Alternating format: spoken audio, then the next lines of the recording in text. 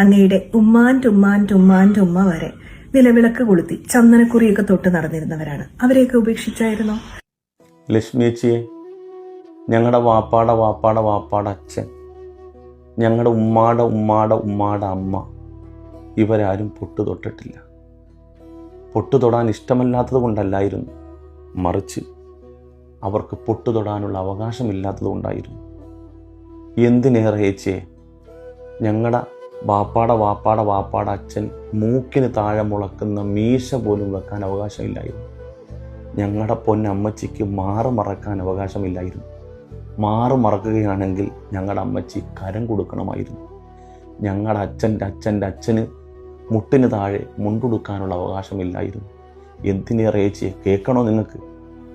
ഞങ്ങളുടെ വാപ്പാടെ അച്ഛൻ അവർ കഴിക്കുന്ന ആഹാരത്തെ ആഹാരം എന്ന് പോലും പറഞ്ഞുകൂടാ. പറയേണ്ടത് അരിക്കണ്ടി എന്നാണ്, നിന്ദിച്ച് പറയണം. അവർ താമസിച്ചിരുന്ന സ്വവസതി ഭവനം എന്ന് പറഞ്ഞുകൂടാ, ചാണകക്കുണ്ട എന്ന് പറയണമായിരുന്നു. ഞങ്ങൾക്ക് ഉപ്പ് എന്ന് പറയാനുള്ള അവകാശമില്ല, ഉളിച്ചതെന്ന് പറയണമായിരുന്നു.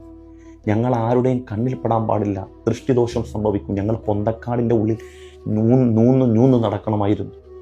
ഇങ്ങനെയൊക്കെ പാറ്റയും പല്ലിയും പഴുതാരയൊക്കെ എഴഞ്ഞു പോകുന്ന വഴിയിലൂടെ ഞങ്ങൾക്ക് നടന്നു പോകാനുള്ള അവകാശമില്ലായിരുന്നു.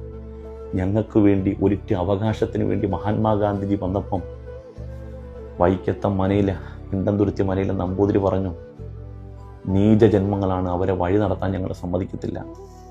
എന്തിനേറെ ഞങ്ങളുടെ കുഞ്ഞുങ്ങൾക്ക് പഠിക്കാൻ പോലും അവകാശമില്ലായിരുന്നു. ചേച്ചിക്കറിയോ, ഞങ്ങളുടെ കുഞ്ഞുങ്ങൾക്ക് പഠിക്കാൻ പോലും അവകാശമില്ലായിരുന്നു. ഞങ്ങളുടെ പഞ്ചമി സ്കൂളിൽ പോയപ്പോൾ പല പിള്ളേർ ഇവിടെ പഠിക്കുകയാണെങ്കിൽ ഞങ്ങൾ പഠിക്കത്തില്ല എന്ന് പറഞ്ഞ് അവർ സ്കൂൾ ബഹിഷ്കരിച്ചു. 2 കൊല്ലക്കാലമാണ് കേരളത്തിൻ്റെ കൃഷിഭൂമി തരിച്ചു കിടന്നത്. അങ്ങനെ ഞങ്ങൾ വെറും നീച ജന്മങ്ങളായാണ് കണ്ടത്.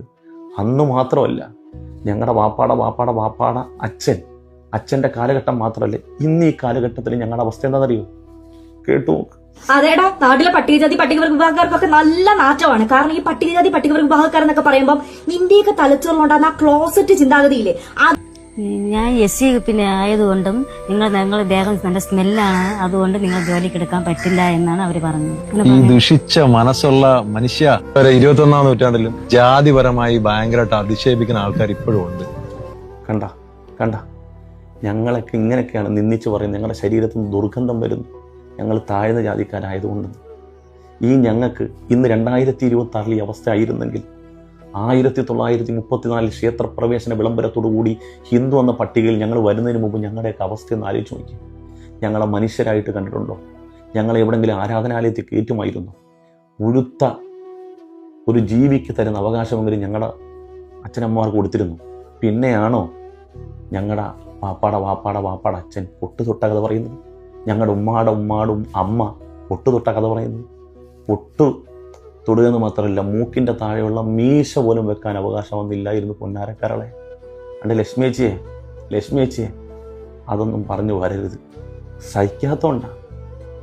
അന്ന് ഇത്രയും വലിയ പരീക്ഷണത്തിൻ്റെ കൊടിമുടിയിൽ ഞങ്ങളുടെ വാപ്പാടെ അച്ഛനും ഉമ്മാടെ അമ്മയൊക്കെ ജീവിച്ചപ്പോൾ അവർ രക്ഷപ്പെടാൻ വേണ്ടി എന്താ ചെയ്തതെന്ന് അറിയാവാ?